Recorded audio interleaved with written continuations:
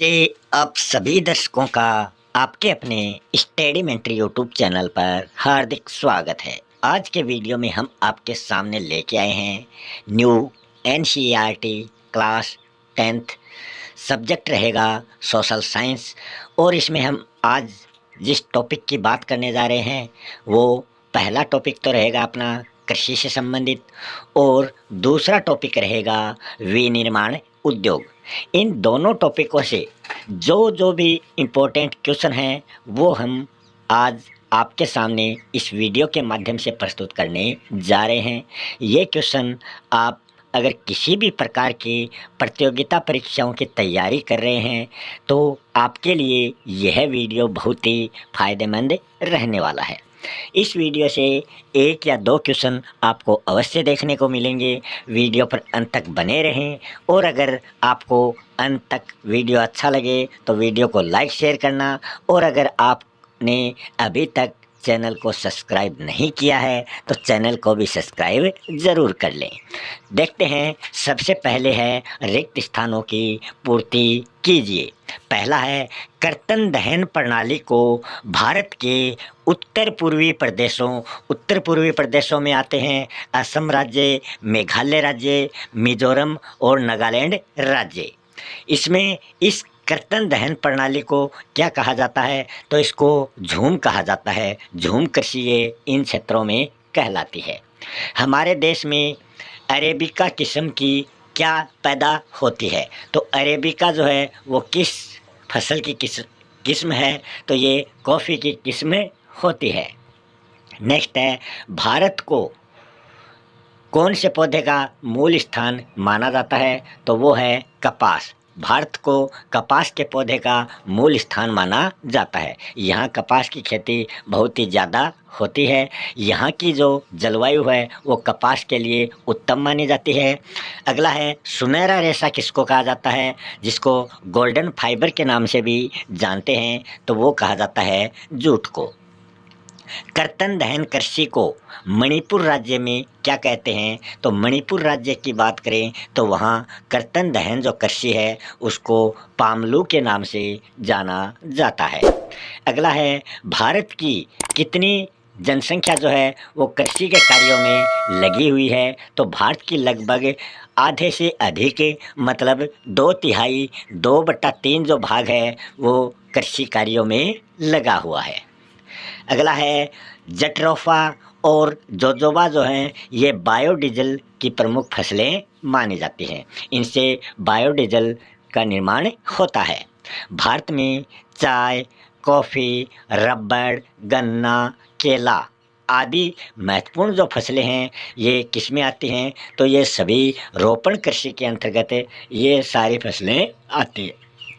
भारत की प्रमुख खाद्यान्न फसल की बात करें तो सबसे अधिक भारत के लोगों द्वारा खाए जाने वाली जो फसल है उसका नाम है चावल। चावल का सेवन भारत के सर्वाधिक लोग करते हैं। विश्व में दालों का सबसे बड़ा उत्पादक एवं उपभोक्ता जो देश है वो किसे माना जाता है तो वो माना जाता है भारत देश को।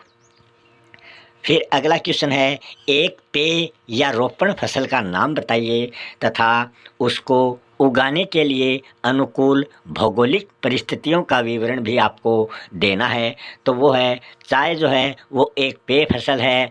भारत विश्व का अग्रणी चाय उत्पादक देश माना जाता है।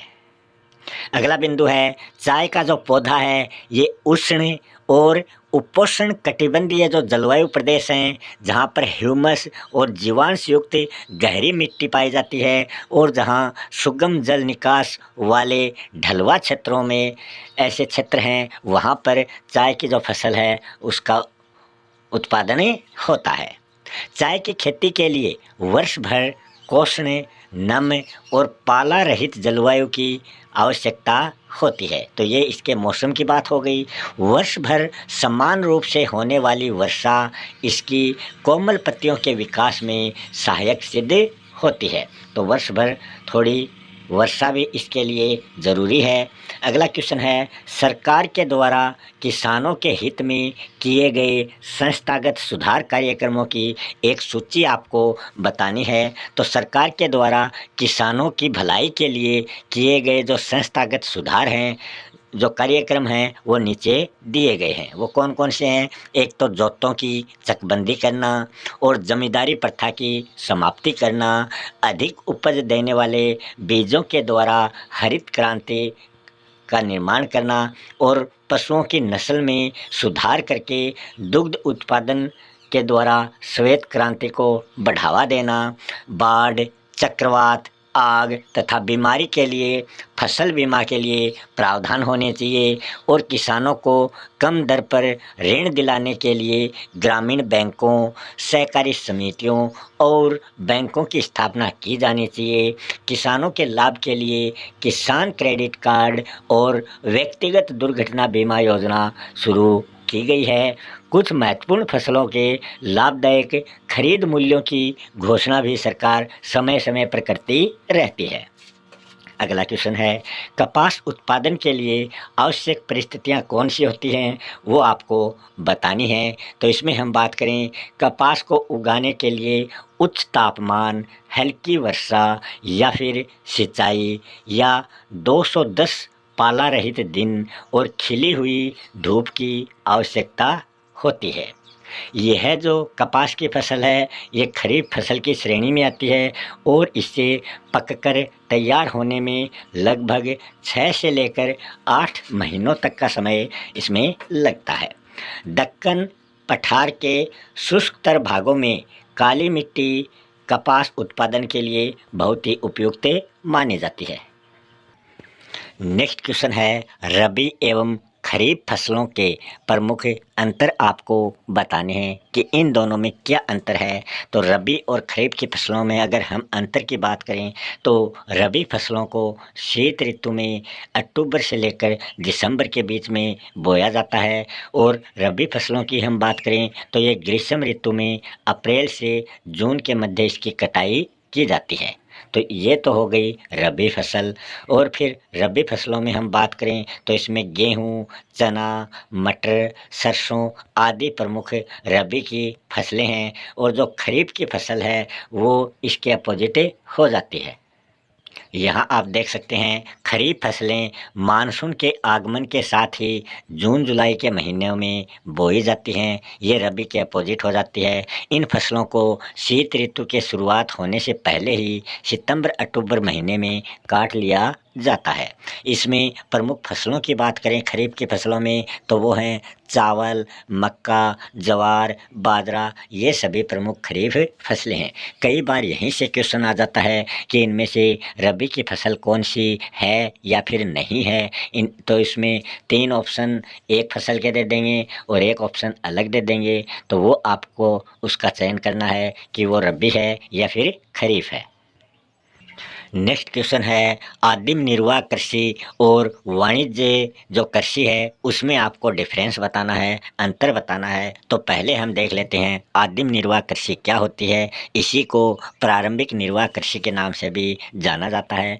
तो ये इस प्रकार की जो कृषि है वो भूमि के छोटे टुकड़ों पर आदिम कृषि जो है औजारों जैसे कि लकड़ी के हल, दाव, खुदाई करने वाली छड़ी के द्वारा इसकी फसल जो है वो तैयार की जाती है। जो बीज हैं वो इनके माध्यम से भूमि में बोए जाते हैं। परिवार तथा समुदाय श्रम की मदद से आदिम निर्वाह कृषि की जाती है। फिर हम वाणिज्यिक कृषि की बात करें तो वाणिज्यिक कृषि जो है ये मुख्यतः वाणिज्यिक उद्देश्यों के लिए की जाती है, मतलब इसको बाज़ारों में बेचा जाता है। अधिक पैदावार प्राप्त करने के लिए बड़ी मशीनों, अधिक पैदावार देने वाले बीजों, रासायनिक उर्वरकों एवं कीटनाशकों का प्रयोग इस के लिए किया जाता है ताकि किसान जो है वो अधिक से अधिक लाभ अर्जित कर सके। नेक्स्ट क्वेश्चन है, गहन जीविका कृषि क्या है। इस कृषि की कोई 3 विशेषताएं आपको बतानी है। सबसे पहले हम बात करेंगे गहन जीविका कृषि। यह श्रम गहन खेती होती है। इसमें श्रम जो है किसान सबसे अधिक करता है, जहाँ अधिक उत्पादन के लिए अधिक मात्रा में जैव रासायनिक निवेशों और सिंचाई का प्रयोग किया जाता है। फिर हम इसकी विशेषताओं की बात करें तो इसकी पहली विशेषता है गहन निर्वाह कृषि जो है ये उन क्षेत्रों में अधिक की जाती है जहाँ भूमि पर जनसंख्या दबाव अधिक होता है। फिर इसकी दूसरी विशेषता है किसान जो है वो सीमित भूमि पर अधिकतम पैदावार लेने के लिए अधिक मात्रा में जैव रासायनिक निवेशों और सिंचाई का प्रयोग करता है। इसकी तीसरी विशेषता है भू स्वामित्व में विरासत के अधिकार के कारण पीढ़ी दर पीढ़ी जो है वो इनकी जोतों का आकार जो है वो छोटा होता जाता है और यह लाभप्रद होता जा रहा है। जैसे जैसे जनसंख्या बढ़ेगी, जैसे एक किसान के 2 पुत्र हैं तो पहले मान लो उसके पास 5 हेक्टेयर भूमि थी अकेले की, 2 पुत्र हो गए तो वो ढाई 2.5 हेक्टेयर में वो बट गई। फिर उनके मान लो 2 या 3 बेटे हो जाते हैं तो वही ढाई हेक्टेयर जो है वो 3 हिस्सों में बढ़ जाती है। तो वो जोतों का आकार मतलब कृषि जो जिस खेत में की जाती थी वो धीरे धीरे उसमें कमी आती जा रही है। नेक्स्ट क्वेश्चन है चावल की कृषि का वर्णन जो है वो निम्नलिखित बिंदुओं के आधार पर आपको करना है। इसमें हम बात करें, पहला बिंदु तो अपना रहेगा जलवायु और दूसरा रहेगा उत्पादक क्षेत्र। जलवायु की हम बात करें तो जो चावल की कृषि है यह भारत का एक प्रमुख खाद्यान्न माना जाता है, जिसे खरीफ की फसल के रूप में उगाया जाता है और चावल के उत्पादन के लिए 25 डिग्री सेंटीग्रेड तापमान टेम्परेचर एवं 100 सेंटीमीटर से अधिक जो वर्षा है उसकी आवश्यकता होती है। इसके प्रमुख उत्पादक क्षेत्रों की हम बात करें तो चावल जो है ये भारत के उत्तर और उत्तरी पूर्वी मैदानों, तटीय क्षेत्रों और डेल्टाई प्रदेशों में उगाया जाता है। नहरों के जाल एवं नलकूपों की सघनता के कारण पंजाब, हरियाणा, पश्चिमी उत्तर प्रदेश एवं राजस्थान के कुछ कम वर्षा वाले क्षेत्रों में चावल की फसल जो उगाई जाती है वो उगाना अभी संभव हो चुका है। पहले केवल अधिक वर्षा वाले क्षेत्रों में ही इसका उत्पादन होता था। अब यहाँ नहरी जो व्यवस्था होने से यहाँ के किसान भी इसका उत्पादन कर सकते हैं। नेक्स्ट क्वेश्चन है कर्तन दहन प्रणाली कृषि के बारे में आप क्या जानते हैं, ये आपको बताना है। तो कर्तन दहन कृषि क्या होती है, पहले हम इसके बारे में जान लेते हैं। यह खेती का एक पारंपरिक तरीका है जिसमें जंगल के किसी हिस्से को काटकर और जलाकर खेती के लिए उसको तैयार किया जाता है। इसे झूम खेती के नाम से भी जानते हैं। इस खेती में पहले पेड़ों और वनस्पतियों को काटा जाता है, फिर उनको जलाया जाता है और जली हुई वनस्पतियों की जो राख बनती है उसे मिट्टी में मिलाकर वहाँ पर फसल तैयार की जाती है। कुछ सालों बाद जब ज़मीन की उर्वरकता जो है वो धीरे धीरे कम हो जाती है तो किसान दूसरी जगह जाकर यही प्रक्रिया जो है इसको दोबारा अपनाता है। नेक्स्ट क्वेश्चन है गेहूं की खेती के लिए आवश्यक भौगोलिक परिस्थितियों का वर्णन आपको करना है। गेहूं जो है ये एक रबी की प्रमुख फसल मानी जाती है। इसको उगाने के लिए शीत ऋतु और पकने के समय खिली धूप की आवश्यकता होती है। इसे उगाने के लिए समान रूप से वितरित 50 से लेकर 75 सेंटीमीटर वार्षिक वर्षा की आवश्यकता होती है और इसके लिए जलोढ़ मिट्टी मतलब हल्की दोमट मिट्टी जो होती है और चिकनी मिट्टी उपयुक्त होती है। तो इसी के साथ अपना ये कृषि से संबंधित टॉपिक हो चुका है। अब हम चलते हैं विनिर्माण उद्योग वाले टॉपिक की ओर। इसका पहला क्वेश्चन है सीमेंट उद्योग का प्रमुख कच्चा माल क्या है, तो वो है चूना पत्थर। भारत का चीनी उत्पादन में विश्व में कौन सा स्थान माना जाता है, तो वो है दूसरे नंबर पर चीनी उत्पादन में भारत आता है। नेक्स्ट है निम्नलिखित में से कौन से उद्योग दूरभाष कंप्यूटर आदि संयंत्र निर्मित करते हैं, तो वो हैं इलेक्ट्रॉनिक्स उद्योग। नेक्स्ट क्वेश्चन है निम्नलिखित में से कौन सा खनिज पर आधारित उद्योग का सर्वोत्तम उदाहरण माना जाता है, तो वो है सीमेंट उद्योग। नेक्स्ट क्वेश्चन है भारत में अधिकतर पटसन उद्योग किस राज्य में स्थित हैं, तो ये भारत के पश्चिमी बंगाल राज्य में पटसन उद्योग सर्वाधिक पाए जाते हैं। नेक्स्ट है भारत के सकल घरेलू उत्पाद में विनिर्माण का कितना प्रतिशत योगदान होता है, तो वो होता है 17%। भारत में सीमेंट का पहला कारखाना कहाँ लगाया गया है, ये आपको बताना है। तो ये लगाया गया था चेन्नई में। भारत का सबसे प्राचीन और प्रमुख उद्योग कौन सा है, उसकी बात करें तो वो है सूती वस्त्र उद्योग, जो भारत का सबसे प्राचीन और प्रमुख उद्योग माना जाता है। नेक्स्ट क्वेश्चन है भारत में सूती वस्त्र का पहला कारखाना जो है वो कब लगाया गया, तो वो लगाया गया था 1854 को। नेक्स्ट क्वेश्चन है विनिर्माण उद्योग कौन से क्षेत्र की क्रिया है, तो ये द्वितीय क्षेत्र के अंतर्गत आती है। कोलकाता के निकट रिसरा में पटसन उद्योग का पहला कारखाना कब लगाया गया, तो ये लगाया गया था 1859 में। नेक्स्ट है पटसन व पटसन निर्मित सामान का सबसे बड़ा उत्पादक देश कौन सा है, तो वो है भारत।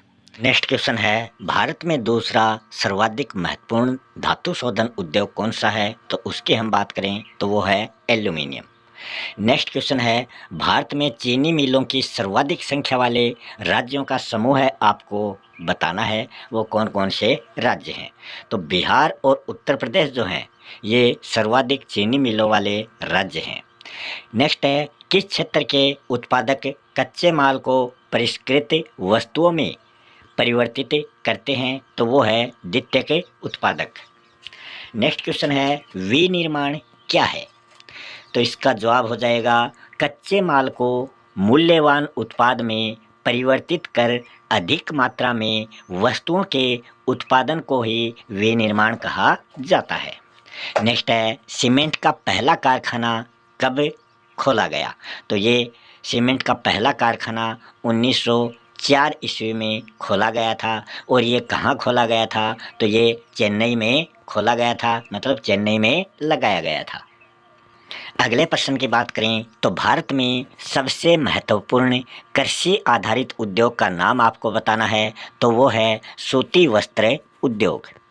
अगला क्वेश्चन है किस शहर को भारत की इलेक्ट्रॉनिक्स राजधानी के रूप में जाना जाता है, तो वो शहर है बेंगलुरु। अगला क्वेश्चन है दो कृषि आधारित उद्योगों का उदाहरण आपको देना है, तो एक तो है सूती वस्त्र उद्योग, दूसरा है पटसन उद्योग। अगला क्वेश्चन है राष्ट्रीय पटसन नीति कब अपनाई गई, तो ये अपनाई गई थी सन 2005 ईस्वी को। नेक्स्ट क्वेश्चन है किस क्षेत्र के उत्पादक कच्चे माल को परिष्कृत वस्तुओं में परिवर्तित करते हैं, तो ये क्वेश्चन पहले भी आया है, वो है द्वितीय के क्षेत्र। अगला है सेल SAIL, इसकी फुल फॉर्म आपको बतानी है, तो S की हो जाएगी स्टील, A की हो जाएगी अथॉरिटी, I की हो जाएगी इंडिया और L की लिमिटेड, मतलब steel authority of India limited, ये इसका विस्तृत रूप हो जाएगा।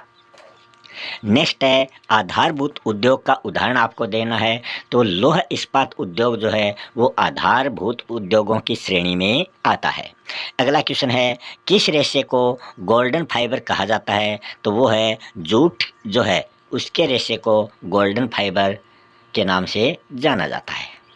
अगला क्वेश्चन है विश्व में किसी देश के विकास का पैमाना किसके आधार पर मापा जाता है, तो वो मापा जाता है उस देश में इस्पात के उत्पादन व होने वाली खपत के द्वारा उसके विकास का पैमाना मापा जाता है।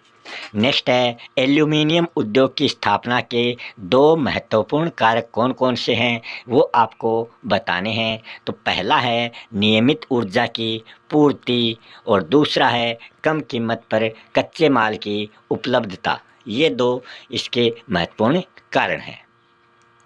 अगला क्वेश्चन है वायु प्रदूषण के लिए प्रमुख उत्तरदायी गैसें जो हैं वो कौन सी हैं, तो वो है सल्फर डाइऑक्साइड और कार्बन मोनोऑक्साइड, ये दो हैं वायु प्रदूषण के लिए उत्तरदायी गैसें। नेक्स्ट है भारत में मुख्य अपशिष्ट पदार्थ कौन सा है, तो वो है फ्लाई ऐश, फॉस्को, इसमें जिप्सम तथा लोहा आता है और इस्पात की अशुद्धियाँ, ये सभी अपशिष्ट पदार्थ हैं। अगला प्रश्न है परमाणु ऊर्जा संयंत्रों के अपशिष्ट से मुख्यतः कौन सी बीमारियां जो हैं वो होती हैं, तो इसके अपशिष्ट से कैंसर जैसी भयानक बीमारी, जन्मजात विकार और अकाल प्रसव, तो ये ऐसी बीमारियां इनके अपशिष्ट से होती हैं। बॉक्साइट अयस्क से कौन सी धातु प्राप्त होती है, तो बॉक्साइट जो अयस्क है इससे एल्यूमिनियम जो धातु है वो प्राप्त की जाती है। अगला प्रश्न है, उद्योगों का नगरों के आसपास ही केंद्रित होना क्या कहलाता है, तो वो समूहन बचत के रूप में उसे जाना जाता है। नेक्स्ट है, खनिज आधारित उद्योग कौन से हैं, तो लोह इस्पात, सीमेंट मशीन, औजार, पेट्रो रसायन उद्योग, ये सभी खनिज पर आधारित प्रमुख उद्योग माने जाते हैं। अगला प्रश्न है, मौसमी उद्योग का उदाहरण आपको बताना है, तो चीनी उद्योग जो है ये मौसम पर आधारित उद्योग है। नेक्स्ट है, ढलवा या स्पंज लोहे से लोहा इस्पात क्या मिलाकर प्राप्त किया जाता है, तो ये मैंगनीज, निकल, क्रोमियम को मिलाकर प्राप्त किया जाता है। अगला प्रश्न है, लोह इस्पात में लोह अयस्क, कोकिंग कोल तथा चूना पत्थर का जो अनुपात है वो क्या है, तो वो है 4:2:1। अगला प्रश्न है, सेल शब्द का विस्तारित रूप आपको लिखना है, तो ये हमने पहले भी देख लिया था, steel authority of India limited. वर्तमान समय इस्पात का सबसे बड़ा उत्पादक देश जो है वो वर्तमान समय में कौन सा है, तो उसकी हम बात करें तो वो है चीन। सार्वजनिक क्षेत्र के सभी उपक्रमों को इस्पात किसके माध्यम से बेचा जाता है, तो ये सेल के माध्यम से बेचा जाता है। तो इसी के साथ अपना आज का ये वीडियो यहीं समाप्त होता है। अगर आपने अभी तक चैनल सब्सक्राइब नहीं किया है तो कृपया करके चैनल को सब्सक्राइब ज़रूर कर लें। मिलते हैं अगले वीडियो में किसी नए टॉपिक के साथ। तब तक के लिए आप सभी दर्शकों का बहुत बहुत धन्यवाद।